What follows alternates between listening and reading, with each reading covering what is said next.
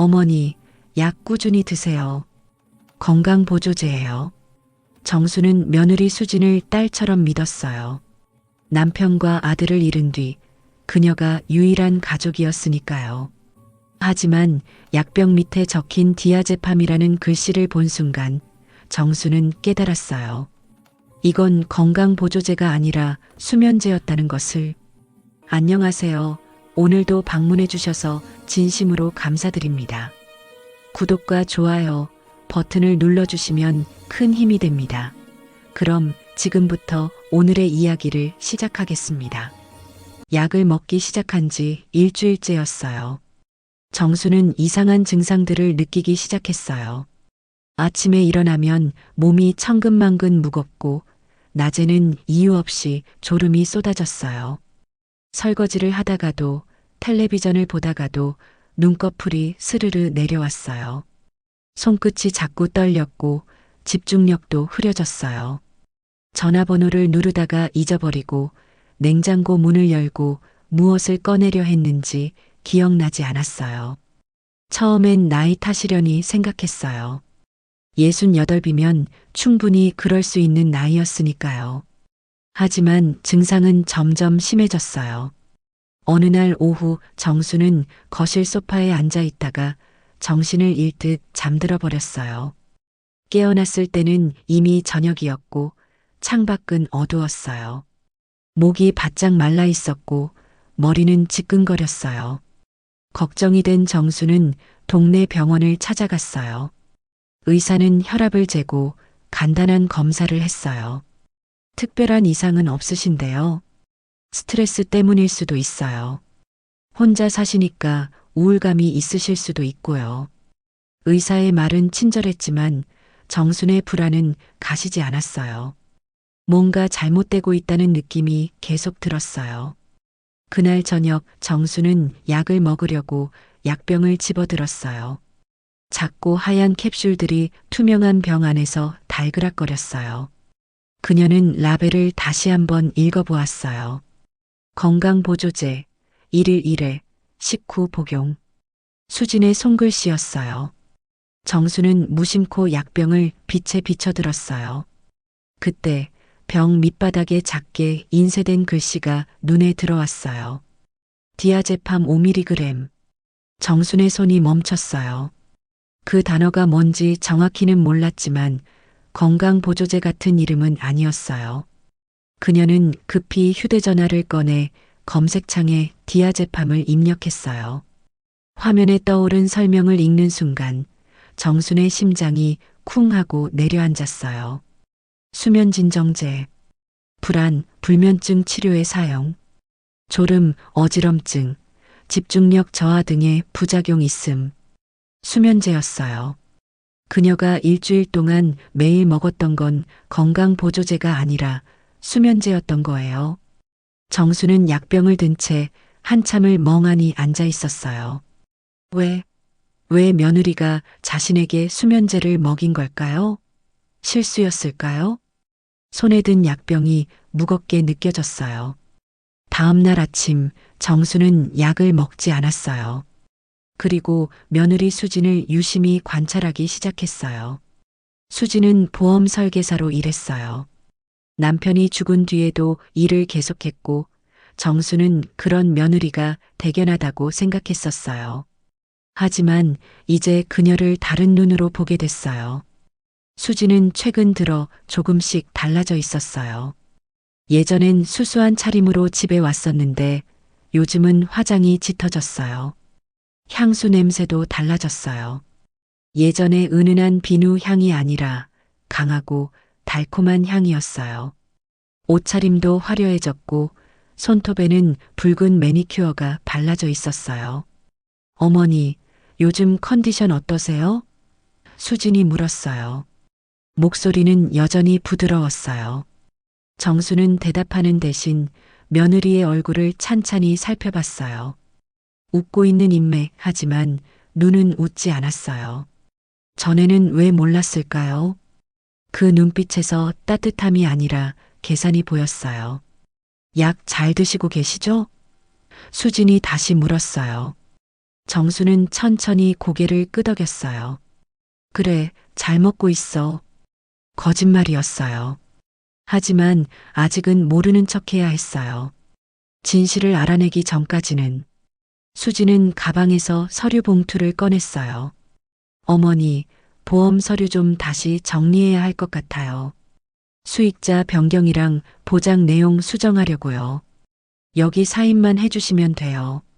정수는 펜을 받아들며 서류를 천천히 읽었어요. 예전 같았으면 며느리 말만 믿고 그냥 사인했을 거예요. 하지만 이젠 달랐어요. 사망보험금 수익자 배수진. 금액란에는 3억이라는 숫자가 적혀 있었어요. 정순의 손이 미세하게 떨렸어요. 하지만 그녀는 아무렇지 않은 척 사인했어요. 다 우리 수진이 잘 알아서 해주겠지. 수진은 만족스러운 표정으로 서류를 챙겼어요.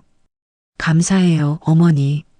수진이 돌아간 뒤 정수는 그녀가 사용하던 거실 구석 선반을 살펴봤어요. 며느리는 가끔 이곳에 가방이나 서류를 두고 갔어요. 선반 뒤쪽에서 작은 메모지 하나를 발견했어요. 수진의 글씨였어요. 태준 오빠, 사업자금 3억 필요. 11월까지. 정수는 그 메모지를 주머니에 넣었어요. 며칠 뒤 정수는 수진이 집에 올 때마다 그녀의 행동을 관찰했어요. 수진은 휴대전화를 항상 뒤집어 놓았고 전화가 오면 밖으로 나가서 받았어요. 한 번은 화장실에서 통화하는 소리가 들렸어요. 응, 조금만 기다려. 곧 돈 마련될 거야. 목소리는 낮았지만 설레는 듯 했어요. 정수는 문틈으로 며느리의 모습을 봤어요. 거울을 보며 미소 짓고 있는 수진. 그 얼굴에는 사랑이 가득했어요. 하지만 그 사랑의 대상은 죽은 아들이 아니었어요. 정수는 깨달았어요. 수진에게 다른 남자가 생겼다는 것을, 그리고 그 남자를 위해 돈이 필요하다는 것을, 자신의 보험금이 그 돈에 출처라는 것을, 모든 퍼즐 조각이 맞춰지기 시작했어요. 수면제, 보험금, 낯선 남자. 며느리는 자신을 죽이려 하고 있었어요. 정수는 잠을 이룰 수 없었어요. 며느리가 자신을 죽이려 한다는 사실을 받아들이기가 쉽지 않았어요. 혹시 오해는 아닐까? 다른 이유가 있는 건 아닐까? 그녀는 밤새 이불 속에서 뒤척이며 생각했어요. 하지만 증거들은 너무나 명확했어요. 어느 화요일 오후 수진이 또다시 집에 들렀어요. 어머니, 오늘 장 봐드리려고 왔어요. 필요한 거 있으세요? 정수는 고개를 저었어요. 괜찮아. 나 혼자 할 수 있어. 하지만 수지는 부엌으로 들어가 냉장고를 열어봤어요. 어머니, 반찬이 다 떨어졌네요. 제가 만들어 놓고 갈게요. 정수는 거실 소파에 앉아 텔레비전을 켰어요. 하지만 화면을 보는 척하면서 귀는 부엌 쪽으로 집중했어요. 수진의 휴대전화가 울렸어요. 며느리는 잠시 망설이더니 전화를 받았어요. 여보세요? 목소리가 달라졌어요. 부드럽고 애교 섞인 톤이었어요. 응, 오빠. 나 지금 시어머니 집이야. 정순의 손이 리모컨을 꽉 쥐었어요. 수지는 부엌 안쪽으로 더 들어가며 목소리를 낮췄어요. 하지만 조용한 집안에서는 그 소리가 또렷하게 들렸어요. 걱정하지 마. 보험금 수익자 변경 다 됐어. 서류 처리 끝났어. 정순의 심장이 빠르게 뛰기 시작했어요. 텔레비전 볼륨을 더 낮췄어요. 수진의 목소리가 계속 들려왔어요. 조금만 기다려. 한두 달이면. 응, 그때쯤이면 돈 들어올 거야. 3억이면 오빠 사업 시작하는 거 문제 없지? 정수는 숨을 죽였어요. 며느리의 목소리에서 사랑과 설렘이 묻어났어요. 죽은 아들에게 한 번도 쓰지 않았던 그런 목소리였어요. 나도 보고 싶어. 우리 곧 같이 살 수 있을 거야. 이 집도 처분하면 더 생기잖아. 강남에 오피스텔 하나 얻고. 정순의 손에서 리모컨이 떨어졌어요. 쿵 소리가 났지만 수지는 눈치채지 못했어요. 통화에 빠져 있었으니까요. 정수는 온몸이 얼어붙는 걸 느꼈어요. 며느리는 자신의 죽음을 당연한 것처럼, 아니 기다리는 것처럼 말하고 있었어요. 더 끔찍한 건 그 목소리에 죄책감이 전혀 없다는 거였어요. 그저 계획을 실행하는 사람의 차분함만이 있었어요. 알았어, 오빠. 나 이제 끊어야 해. 나중에 통화하자. 사랑해. 수진이 전화를 끊고 부엌에서 나왔어요. 얼굴엔 미소가 번져 있었어요. 정수는 황급히 리모컨을 주워들고 텔레비전을 보는 척했어요. 어머니, 반찬 다 만들어놨어요. 냉장고에 넣어뒀으니까 드세요. 고맙다. 정순의 목소리는 떨렸지만 수지는 눈치채지 못했어요. 아니, 관심이 없었어요. 며느리는 가방을 챙기며 현관으로 향했어요. 어머니, 약 꼭 챙겨 드세요. 건강이 최우선이잖아요. 그 말에 정수는 고개를 끄덕일 수밖에 없었어요. 문이 닫히고 수진의 발자국 소리가 멀어졌어요. 정수는 그제야 숨을 크게 내쉬었어요. 온몸에서 힘이 빠졌어요. 그녀는 소파에 그대로 주저앉아 얼굴을 감쌌어요. 눈물이 흘러나왔어요. 분노와 슬픔과 배신감이 뒤섞인 눈물이었어요. 아들아, 내가 사랑했던 여자가 내 어미를 죽이려 하는구나. 정수는 죽은 아들의 사진을 바라봤어요. 액자 속 아들은 수진과 손을 잡고 환하게 웃고 있었어요. 그 웃음이 지금은 너무 아팠어요. 밤이 깊어가고 정수는 결심했어요. 더 이상 당하고만 있을 순 없었어요. 정수는 잠들지 못한 채 아침을 맞았어요. 창밖으로 햇살이 들어왔지만 그녀의 마음은 여전히 어두웠어요. 거울을 봤어요. 핏기 없는 얼굴, 충혈된 눈. 밤새 울었던 흔적이었어요. 하지만 이제 더 이상 울고만 있을 수는 없었어요. 정수는 차를 마시며 생각했어요. 어떻게 해야 할까? 경찰에 신고할까? 하지만 증거가 부족했어요. 수면제를 먹였다는 것만으로는 부족했어요. 수지는 실수였다, 혹은 어머니 건강을 위해서였다고 변명할 수 있었어요. 보험금 수익자 변경도 며느리로서 당연한 일이라고 둘러댈 수 있었어요. 아니었어요. 확실한 증거가 필요했어요. 수진이 약을 바꿔치기 하는 장면, 살해 의도를 명확히 보여주는 뭔가가 필요했어요. 정수는 휴대전화를 꺼내 검색하기 시작했어요. CCTV 설치, 소형 카메라, 가정용 감시 장치. 화면을 스크롤하며 정보를 수집했어요. 1시간 뒤 정수는 외출 준비를 했어요. 오랜만에 화장을 하고 깔끔한 옷을 입었어요. 거울 속 자신을 봤어요. 여전히 피곤해 보였지만 눈빛만큼은 달라져 있었어요. 예전의 순한 눈빛이 아니라 결연한 의지가 담긴 눈빛이었어요. 전자상가는 복잡했어요. 젊은 사람들이 분주히 오가고 온갖 전자제품들이 진열되어 있었어요. 정수는 CCTV 판매점을 찾아 들어갔어요. 젊은 남자 점원이 다가왔어요. 어르신, 무엇을 도와드릴까요? CCTV 설치하고 싶은데요. 정순의 목소리는 떨리지 않았어요. 점원은 친절하게 설명했어요. 어떤 용도로 사용하실 건가요? 방범용이신가요? 정수는 잠시 생각하다 말했어요. 네, 혼자 살아서요. 불안해서요. 점원은 몇 가지 제품을 보여줬어요. 정수는 가장 작고 눈에 띄지 않는 모델을 골랐어요. 이거 설치 어렵나요? 아니요, 간단해요.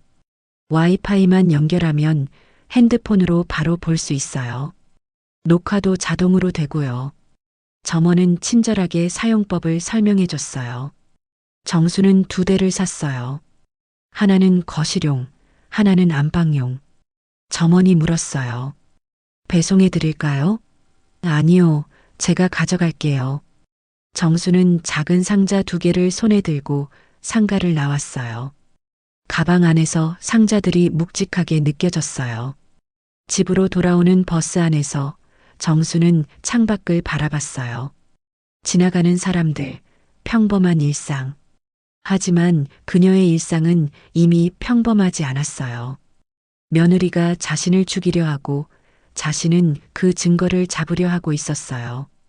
이게 현실이라는 게 믿기지 않았어요. 집에 도착해 정수는 곧바로 CCTV 설치에 들어갔어요. 첫 번째 카메라는 거실 장식장 뒤에 숨겼어요. 작은 화분 뒤쪽이라 눈에 띄지 않았어요.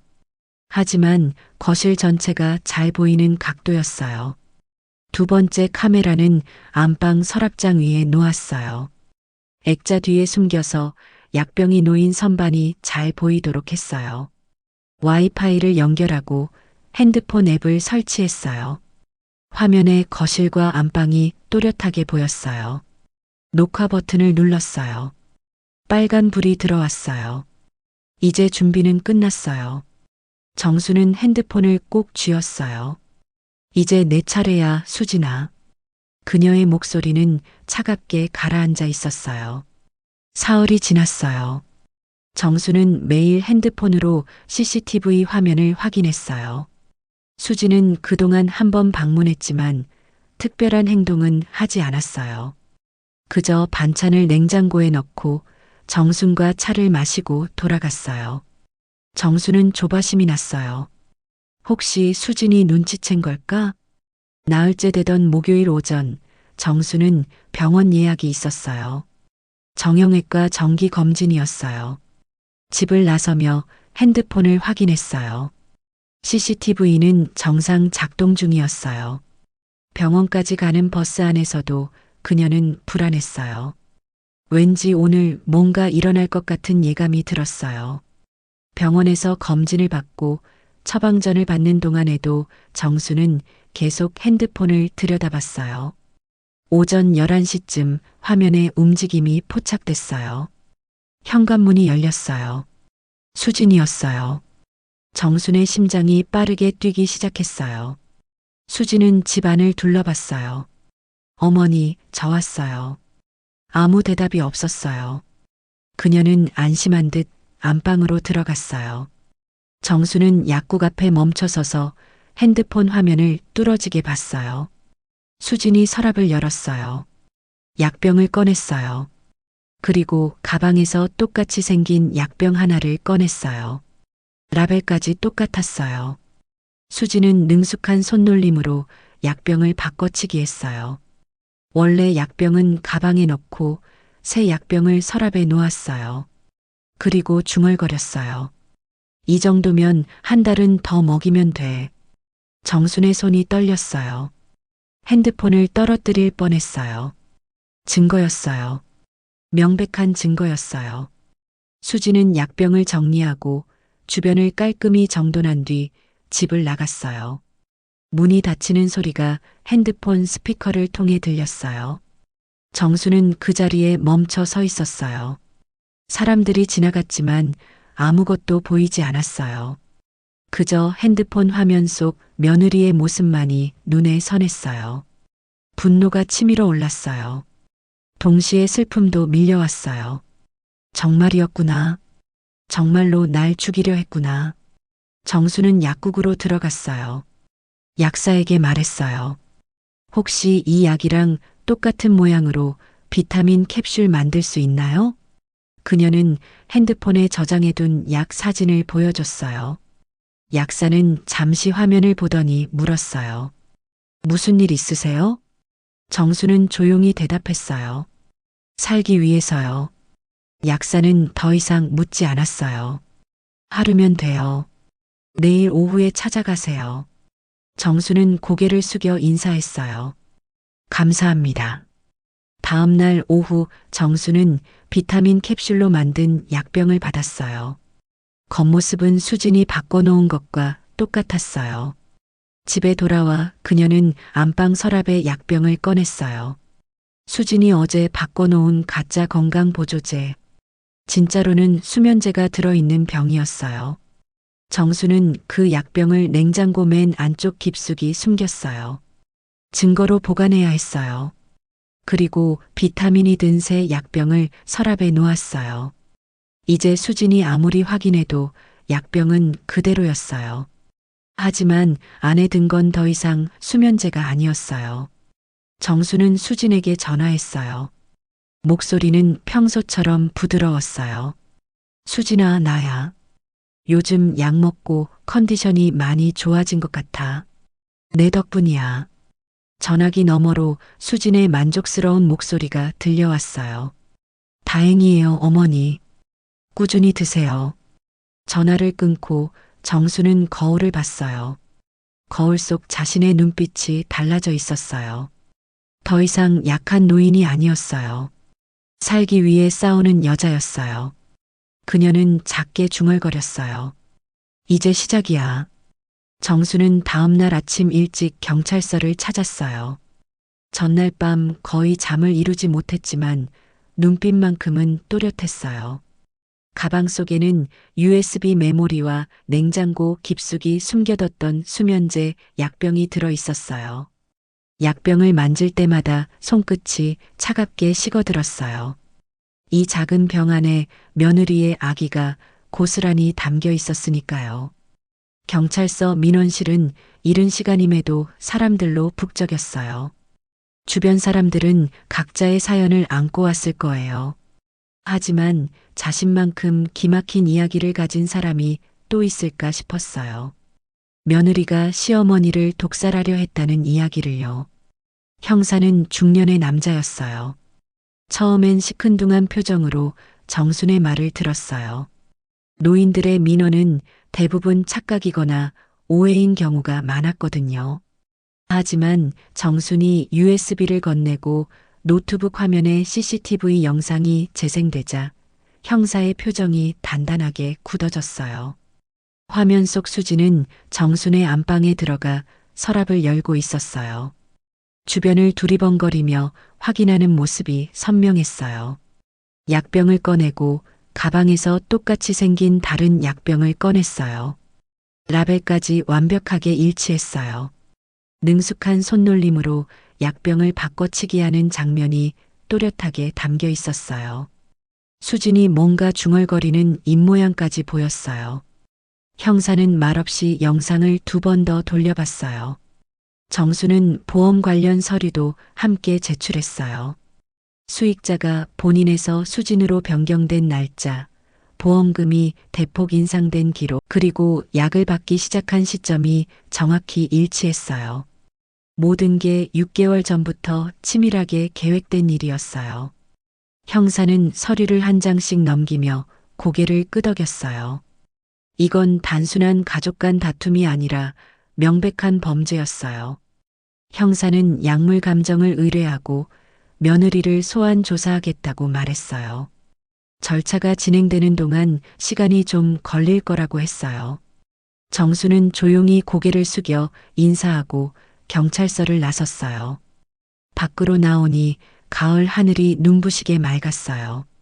구름 한 점 없는 청명한 하늘이었어요. 가슴이 답답하면서도 동시에 무거운 짐을 내려놓은 듯한 기분이 들었어요. 이제 진실을 밝히는 일은 법의 손으로 넘어갔어요. 자신이 할 수 있는 건 다 했어요. 버스 정류장에서 버스를 기다리는 동안 손이 미세하게 떨렸어요. 긴장이 풀리면서 오는 반응이었어요. 이제 돌이킬 수 없는 일이 시작된 거예요. 집으로 돌아온 정수는 거실 소파에 앉아 한참 동안 창밖을 바라봤어요. 지나가는 사람들, 개를 산책시키는 주민, 자전거를 타는 학생들. 평범한 일상의 풍경이었어요. 하지만 자신의 일상은 이미 평범하지 않았어요. 며느리가 자신을 죽이려 했고, 이제 그 며느리는 경찰 조사를 받게 될 거예요. 저녁 무렵 수진에게서 전화가 왔어요. 핸드폰 화면에 며느리 이름이 떴을 때 정순의 심장이 철렁 내려앉았어요. 하지만 전화를 받지 않았어요. 벨소리가 멈추고 다시 울렸어요. 2번째, 3번째. 정수는 핸드폰만 바라보다가 결국 전원을 껐어요. 더 이상 그 목소리를 듣고 싶지 않았어요. 듣는 순간 마음이 흔들릴까봐 두려웠어요. 그날 밤 정수는 처음으로 편안하게 잠들었어요. 약 없이도 깊은 잠이 왔어요. 악몽도 꾸지 않았어요. 마음 한구석이 무거웠지만 동시에 홀가분했어요. 진실을 세상에 드러냈다는 사실이 위안이 됐어요. 일주일 후 경찰서에서 다시 연락이 왔어요. 수진이 소환됐고 약물 감정 결과도 나왔다고 했어요. 담당 형사는 정순에게 재판 과정에서 증인으로 출석해야 할 수도 있다고 말했어요. 정순은 조용히 전화를 끊고 따뜻한 차를 한 잔 마셨어요. 창밖으로 석양이 지고 있었어요. 이제 진실이 밝혀지는 시간이었어요. 수지는 경찰서 조사실에 앉아 있었어요. 회색 벽, 차가운 형광등, 딱딱한 의자. 모든 게 낯설고 두려웠어요. 그녀는 처음엔 모든 걸 부인했어요. 시어머니께 건강보조제를 드린 것뿐이라고 진심으로 모셨다고 주장했어요.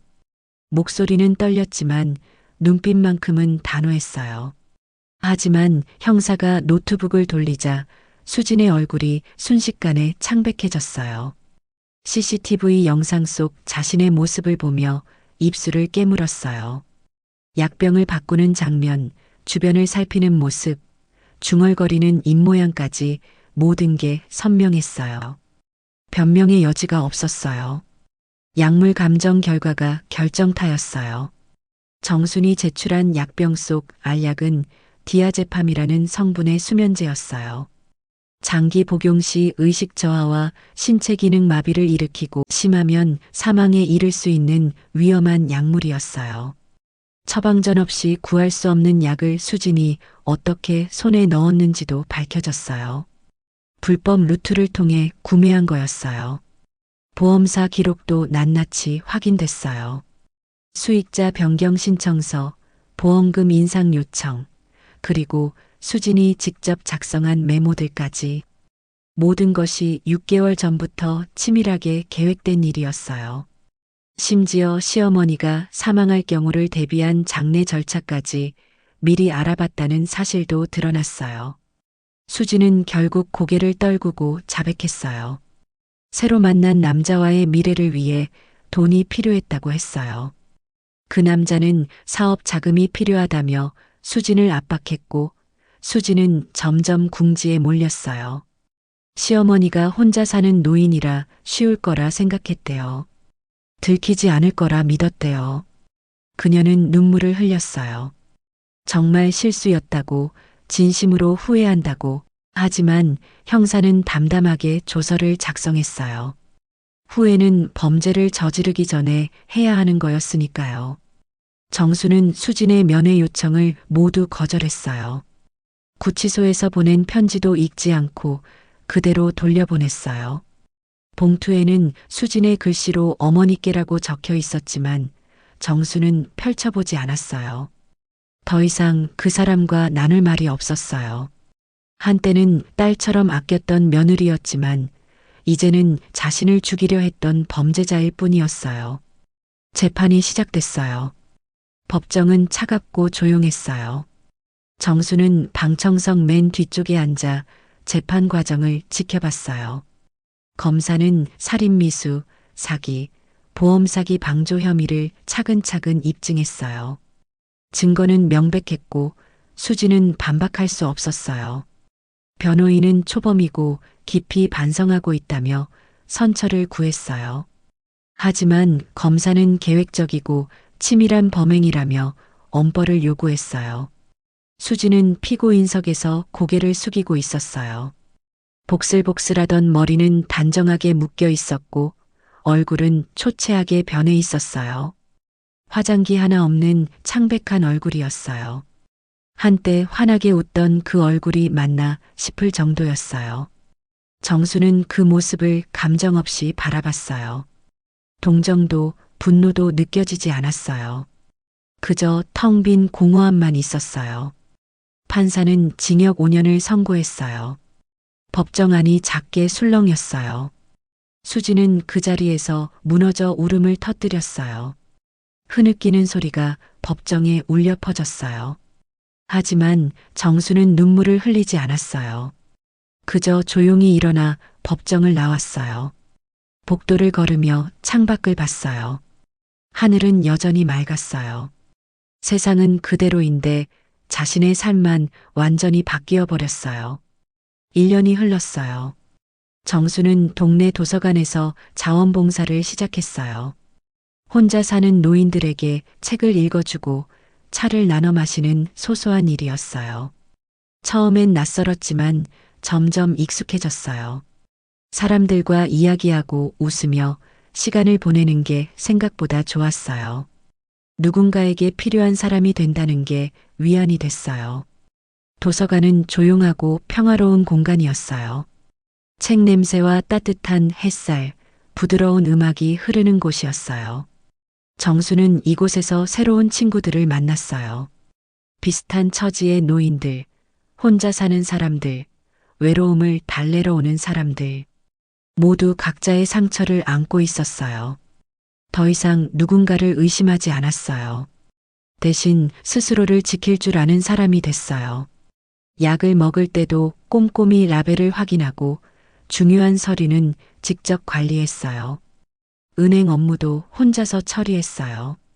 무방비한 약한 노인이 아니라 자신의 삶을 책임지는 강한 사람이 된 거예요. 그 사건이 정순을 더 단단하게 만들었어요. 어느 가을날 정수는 오랜만에 옛날 사진첩을 꺼내봤어요. 먼지가 쌓인 사진첩을 닦아내며 한 장 한 장 넘겼어요. 아들의 어린 시절, 학교 입학식, 대학 졸업식, 그리고 결혼식.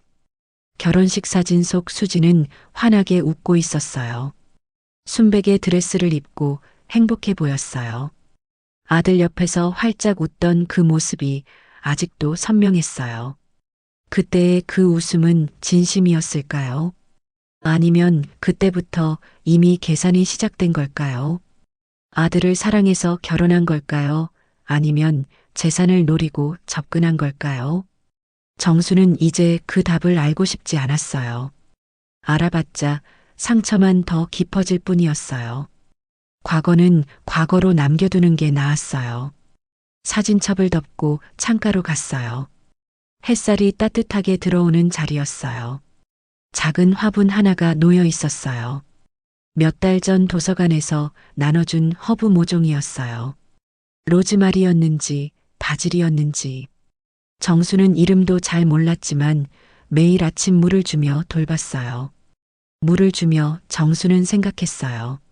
선물이란 건 받는 사람을 살리는 것이지 죽이는 게 아니라고. 진심으로 주는 선물은 상대를 행복하게 만들고 삶에 기쁨을 더해줘요. 하지만 수진이 준 선물은 독이었어요. 겉으로는 건강보조제였지만 속은 죽음으로 가는 길이었어요. 진심은 숨길 수 없고 거짓은 결국 드러난다고 정수는 믿게 됐어요.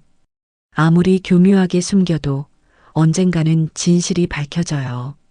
CCTV가 아니었어도 다른 방식으로든 수진의 거짓은 드러났을 거예요. 악은 결국 자멸하게 되어 있으니까요. 작은 새싹이 화분에서 고개를 내밀고 있었어요. 연두색 잎사귀가 앙증맞게 돋아나 있었어요. 생명은 이렇게 조용히 자라나는 거예요. 아무도 모르게 천천히 하지만 꾸준히. 정수는 부드럽게 잎사귀를 쓰다듬었어요. 보드랍고 따뜻한 촉감이 느껴졌어요. 햇살이 따뜻하게 화분을 비쳤어요. 거실에는 평화로운 고요가 감돌았어요. 시계 소리, 창밖의 새소리, 바람에 흔들리는 커튼. 모든 게 고요하고 평온했어요. 이런 평화가 얼마나 소중한지 정수는 이제 알았어요. 정수는 처음으로 편안하게 미소 지었어요. 입가에 자연스럽게 번진 미소였어요. 억지로 짓는 미소가 아니라 마음속 깊은 곳에서 우러나오는 미소였어요. 더 이상 두렵지 않았어요. 누군가의 악의에 무너지지도 않았어요. 혼자지만 외롭지 않았어요. 이제야 진짜로 다시 살아있었어요. 온전히 자기 자신으로서 말이에요. 누군가의 시어머니도 누군가의 희생자도 아닌 그저 정순이라는 한 사람으로서 자신의 삶을 스스로 지켜내고 다시 일어선 강한 여자로서 그렇게 정순의 새로운 삶이 시작됐어요.